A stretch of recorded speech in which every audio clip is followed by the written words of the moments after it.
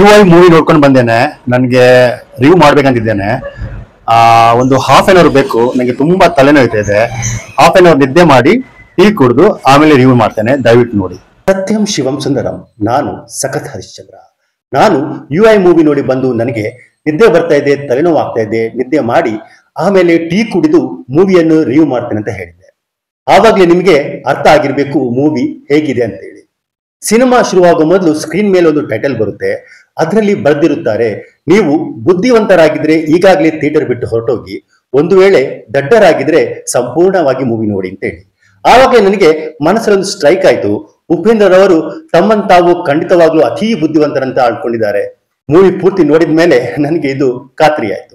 Cinema ಶುರುವಾದ ತಕ್ಷಣ ನಮ್ಮನ್ನು ನಾವು ಬುದ್ಧಿವಂತರಂತ ತಿಳ್ಕೊಂಡು ಮೂವಿ ಹಾಲ್ ಇಂದ ಹೊರಗೆ ಬರುವಷ್ಟು ದಡ್ಡರಂತೂ ಯಾವ ಆಡಿಯನ್ಸ್ ಇರಲ್ಲ. ಆದ್ರೂ ಸಿನಿಮಾ ಕೊನೆಯವರೆಗೆ ನೋಡುವಂತ ಪೇಷನ್ಸ್ ನನಗಂತೂ ಇರಲಿಲ್ಲ. ಇದು ಉಪೇಂದ್ರನ ಸಿನಿಮಾ ಆಗಿರೋದ್ರಿಂದ ನೆಕ್ಸ್ಟ್ ಸೀನ್ ಅಲ್ಲಿ ಖಂಡಿತವಾಗ್ಲೂ ಟ್ವಿಸ್ಟ್ ಇರುತ್ತೆ. ನೆಕ್ಸ್ಟ್ ಸೀನ್ ಬರುವಾಗ ನನ್ಗೆ ಎಲ್ಲಾ ಕಥೆ ಅರ್ಥ ಆಗುತ್ತೆ, ಇಂಟರ್ವಲ್ ಅಂತ ಅರ್ಥ ಆಗುತ್ತೆ ಅಂತ ಹೇಳಿ ಯೋಚನೆ ಮಾಡ್ತಾ ಮಾಡ್ತಾ 2 hours ಸ್ಪೆಂಡ್ ಆಯ್ತು. ಆದ್ರೆ ಆ 2 hours ಅಲ್ಲಿ ನಮ್ಗೆ ಏನೂ ಅರ್ಥ ಆಗಿಲ್ಲ. ಅರ್ಥ ಆಗುವಂತದ್ದು ಅದರಲ್ಲಿ ಏನು ಇರ್ಲಿಲ್ಲ. ನನ್ನ ಪ್ರಕಾರನೇ ಅಲ್ಲಿರುವ ಎಲ್ಲಾ ಆಡಿಯನ್ಸ್ ಗಳು ಅದನ್ನೇ ಯೋಚನೆ ಮಾಡ್ತಾ ಇದ್ರು. ಮೂವಿ ಬಿಟ್ಟು ಎದ್ದೋಗೋದು ಬಿಡೋದು ಅನ್ನುವ ಯೋಚನೆಯಲ್ಲೇ ಇದ್ರು. ನೋಡೋಣ ಕೊನೆವರೆಗೆ ಏನಾದ್ರೂ ಒಂದು ಕನ್ಕ್ಲೂಷನ್ ಬರ್ಬೋದು ಅಂತ ಹೇಳಿ ಎಲ್ರು ವೆಯ್ಟ್ ಮಾಡ್ತಾ ಇದ್ರು. ನಾನು ಕೂಡ ವೆಯ್ಟ್ ಮಾಡ್ತಾ ಇದ್ದೆ. ಆದ್ರೆ ನನ್ನ ಪೇಷನ್ಸ್ ಲೆವೆಲ್ ನ ಕಟ್ಟೆ ಹೊಡೆಯಿತು. 2 hours ಮೂವಿ ನೋಡಿದ ಮೇಲೆ ಇನ್ನು ಕೊನೆ 15 ನಿಮಿಷದಲ್ಲಿ ಏನ್ ಕನ್ಕ್ಲೂಷನ್ ಇಡ್ತಾರೋ ಆ ಕನ್ಕ್ಲೂಷನ್ ನೋಡಿ ನಮಗೆ ಇನ್ನು ಏನೇ ಎಂಟರ್ಟೈನ್ಮೆಂಟ್ ಆಗುತ್ತೋ ನನ್ಗೆ ಗೊತ್ತಾಗಿಲ್ಲ. ಅದಕ್ಕೆ ಮೂವಿನ ಸಂಪೂರ್ಣವಾಗಿ ನೋಡಿ ದಡ್ಡ ಅಂತ ಅನಿಸ್ಕೊಳ್ಳುವ ಬದಲು ನಾನು ಕೊನೆ 15 ನಿಮಿಷ ಇರುವಾಗ ಥಿಯೇಟರ್ ಹಾಲಿಂದ ಎದ್ದು ಹೊರಗಡೆ ಬಂದೆ. ಈ ಸಿನಿಮಾದ ಕತೆ ಹೇಳ್ಬೇಕಂತ ಹೇಳಿದ್ರೆ ಕತೆನೇ ಇಲ್ಲ ಅಂತ ಹೇಳ್ಬೋದು. ಸಿನಿಮಾ ಶುರುವಾಗಿ ಅರ್ಧ ಗಂಟೆವರೆಗೆ UI ಮೂವಿಯ ಪ್ರಮೋಷನ್ ಮೂವಿಯೊಳಗೆ ಆಗುತ್ತೆ. ಸಿನಿಮಾದ ಒಳಗೆ ಸಿನಿಮಾ ನಡೆಯಿತು ಅಂತ ಅನಿಸುತ್ತೆ. ಥಿಯೇಟರ್ಗಳಲ್ಲಿ UI ಮೂವಿ ರಿಲೀಸ್ ಆಗಿದೆ, ಜನ ಮುಗಿ ಬೀಳ್ತಾ ಇದ್ದಾರೆ, ಸೂಪರ್ ಹಿಟ್ ಆಗುತ್ತೆ, ಮೌತ್ ಟು ಮೌತ್ ಟಾಕ್ ಆಗುತ್ತೆ, ಮೀಡಿಯಾಗಳ ಡಿಸ್ಕಷನ್ ಆಗುತ್ತೆ, ಮಹಿಳಾ ಮಂಡದವರ ಒಬ್ಜೆಕ್ಷನ್ ಆಗುತ್ತೆ, ಉಪೇಂದ್ರರ ಹೊಗಳಿಕೆ ಮತ್ತು ತೆಗಳಿಕೆ ಎರಡೂ ಇರುತ್ತೆ. ಇದೆಲ್ಲ ಮೂವಿ ಶುರುವಾಗಿ ಅರ್ಧ ಗಂಟೆವರೆಗೆ ನಡೆಯುತ್ತೆ. ನನಗೆ ಇದನ್ನು ನೋಡಿ 90ರ ದಶಕದ ನೆನಪಾಯಿತು. 90ರ ದಶಕದಲ್ಲಿ ಇದ್ದಂತಹ ಸಿನಿಮಾ ಸೀನ್ಸ್ ಗಳು ಹೇಗಿವೆ, ಆ ಹಾಫ್ ಆನ್ ಅವರ್ ಅದೇ ರೀತಿ ಇದೆ. ವೆಸ್ಟರ್ನ್ ಕಂಟ್ರಿಯವರ ಕಟ್ಟುಕತೆಯಾದ ಈವ್ ಮತ್ತು ಆದಮ್ ಮೊದಲ ಮನುಷ್ಯರು ಹುಟ್ಟಿ ದೇವರು ಬೇಡ ಅಂತ ಹೇಳಿದ್ರು ಕೂಡ ಆಪಲ್ ತಿನ್ನುವಂತ ಕತೆ ನಮ್ಗೆ ನಿಮ್ಗೆಲ್ರಿಗೂ ಗೊತ್ತಿದೆ. ಉಪೇಂದ್ರರವರು ಅಲ್ಲಿಂದ ಶುರು ಮಾಡಿ ಈಗಿನವರೆಗಿನ ಮನುಷ್ಯರ ಎಲ್ಲಾ ತಪ್ಪುಗಳನ್ನು ಒಂದೇ ಸಿನಿಮಾದಲ್ಲಿ ತೋರಿಸಲು ಹೋಗಿ ವಿಫಲವಾಗಿದ್ದಾರೆ.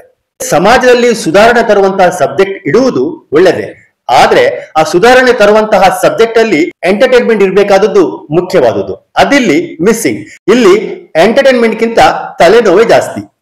ಉಪೇಂದ್ರರವರ ಸಮಾಜಮುಖ ಕಳಕಳಿ ಒಳ್ಳೆಯದೇ, ಆದ್ರೆ ಆ ಕಳಕಳಿಯನ್ನು ಯಾವ ರೀತಿಯಾಗಿ ವ್ಯಕ್ತಪಡಿಸ್ಬೇಕಂತ ಹೇಳಿ ಉಪೇಂದ್ರರವರೇ ಕನ್ಫ್ಯೂಸ್ ಆಗಿದ್ದಾರೆ. ಈ ಸಿನಿಮಾದಲ್ಲಿ ಉಪೇಂದ್ರರವರು ತಮ್ಮ ಪೊಲಿಟಿಕಲ್ ಪಾರ್ಟಿ ಪ್ರಜಾಕೀಯವನ್ನು ಪ್ರಮೋಷನ್ ಮಾಡಿದಂತಿದೆ. ಪ್ರಜಾಕೀಯದ ಮ್ಯಾನಿಫೆಸ್ಟೋವನ್ನೇ ಸಿನಿಮಾವಾಗಿ ಮಾಡಿದ್ದಾರೆ ಅಂತ ಅನ್ಕೊಳ್ಬಹುದು. ಈ ಸಿನಿಮಾದಲ್ಲಿ ನನಗೆ ಒಂದೇ ಒಂದು ಪಾಸಿಟಿವ್ ಪಾಯಿಂಟ್ ಕಾಣಿಲ್ಲ. ಈ ಸಿನಿಮಾ ನೋಡಿದಾಗ ನನಗೆ ಬೀದಿ ನಾಟಕ ನೋಡಿದ ಅನುಭವ ಆಯಿತು. ನಾರ್ಮಲಿ ಬೀದಿ ನಾಟಕ ಅಥವಾ ಥಿಯೇಟರ್ ಶೋಗಳಲ್ಲಿ ಯಾವ್ದಾದ್ರೂ ಸಮಾಜಮುಖಿ ಪ್ರಾಬ್ಲಮ್ ಇಟ್ಕೊಂಡು ಅದರ ಬಗ್ಗೆ ಕತೆ ಹೆಣೆದು ಅದರಲ್ಲಿ ಹಲವಾರು ಪಾತ್ರಗಳು ಬರೋದು, ಹಲವಾರು ಸನ್ನಿವೇಶಗಳು ಬರೋದು, ಆ ಪಾತ್ರಗಳಿಗೆ ಡಿಫ್ರೆಂಟ್ ಕಾಸ್ಟ್ಯೂಮ್, ಆ ರೀತಿಯ ಅನುಭವ ಈ ಸಿನಿಮಾ ನಿಮಗೆ ಕೊಡುತ್ತೆ. ಈ ಸಿನಿಮಾದಲ್ಲಿ ಹೆಸರಿಗೊಂದು ಹೀರೋಯಿನ್ ಪಾತ್ರ ಇದೆ. ಆ ಪಾತ್ರ ಎಷ್ಟೊಂದು ಇರಿಟೇಟಿಂಗ್ ಆಗಿದೆ ಅಂದ್ರೆ ಉಪೇಂದ್ರರ ಡಬಲ್ ರೋಲ್ ಪಾತ್ರಗಳಿಗಿಂತಲೂ ಆ ಒಂದು ಸಿಂಗಲ್ ಪಾತ್ರ ನಮ್ಮನ್ನು ತುಂಬಾ ಇರಿಟೇಟ್ ಮಾಡುತ್ತೆ. ಶಂಕರ್ರ ಅನ್ಯನ್ ಚಿತ್ರದ ವಿಕ್ರಮ್ ಪಾತ್ರದ ಲುಕ್ ಅನ್ನು ಇಲ್ಲಿ ಉಪೇಂದ್ರರವರು ಕಾಪಿ ಮಾಡಿದ್ದಾರೆ. ಕಾಪಿ ಮಾಡಿದ್ರೆ ಅದನ್ನು ಚೆನ್ನಾಗಿ ಕಾಪಿ ಮಾಡಬೇಕು. ಶಂಕರ್ ಅವರು ಉಪೇಂದ್ರರವರ ಹಾಲಿವುಡ್ ಚಿತ್ರವನ್ನ ರೋಬೋಟ ಕಾಪಿ ಮಾಡಿದಂತೆ ಅದು ಕಾಪಿ ಅಂತ ಗೊತ್ತಾಗುವುದೇ ಇಲ್ಲ. ಆ ರೀತಿ ಕಾಪಿ ಮಾಡಿ ಪ್ರೆಸೆಂಟ್ ಮಾಡಿದ್ದಾರೆ. ಉಪೇಂದ್ರರವರು ಪಾತ್ರದ ಗೆಟಪ್ ಅನ್ನು ಮಾತ್ರ ಕಾಪಿ ಮಾಡಿದ್ದಾರೆ. ಆ ಪಾತ್ರವನ್ನು ಕನ್ವಿನ್ಸಿಗಾಗಿ ಕ್ಯಾರಿ ಮಾಡೋದ್ರಲ್ಲಿ ಉಪೇಂದ್ರ ಆಸ್ ಎ ನಟ ಕೂಡ ವಿಫಲವಾಗಿದ್ದಾರೆ. ಉಪೇಂದ್ರರ ಅಭಿನಯ ತಕ್ಕ ಮಟ್ಟಿಗಿದೆ. 2 ಪಾತ್ರಗಳಲ್ಲಿ ಹೇಳಿಕೊಳ್ಳುವಂತಹ ವಿಶೇಷವಾದ ಅಭಿನಯ ಇಲ್ಲಿ ಕಾಣೋದಿಲ್ಲ. ಉಪೇಂದ್ರರವರು ತಮ್ಮ ವಾಯ್ಸ್ ಅನ್ನು ಚೇಂಜ್ ಮಾಡಿ ಬೇಸ್ ವಾಯ್ಸ್ ಅನ್ನು ಕೊಟ್ಟಿದ್ದಾರೆ. ಆದ್ರೆ ಆ ವಾಯ್ಸ್ ಅವರಿಗೆ ಸೂಟೇ ಆಗಲ್ಲ. ಸಿನಿಮಾದ ಮೊದಲ ಫ್ರೇಮ್ ಇಂದ ಕೊನೆಯ ಫ್ರೇಮ್ ವರೆಗೆ ಉಪೇಂದ್ರ ಅವರ ವಾಯ್ಸ್ ಓವರ್ ಅಲ್ಲಿ ಕಥೆಯನ್ನು ಬಿಡಿಸಿ ಹೇಳಲಾಗುವುದು. ಅಂದ್ರೆ ಉಪೇಂದ್ರರವರು ನಿಜವಾಗ್ಲೂ ಪ್ರೇಕ್ಷಕರನ್ನು ದಡ್ಡರಂತಲೇ ತಿಳ್ಕೊಂಡಿದ್ದಾರೆ. ಅದಕ್ಕೋಸ್ಕರ ಅಷ್ಟೊಂದು ವಿಶಾಲವಾಗಿ ಎಲ್ಲವನ್ನು ಬಿಡಿಸಿ ಹೇಳಿ ಮತ್ತಷ್ಟು ಇರಿಟೇಟ್ ಮಾಡ್ತಾರೆ.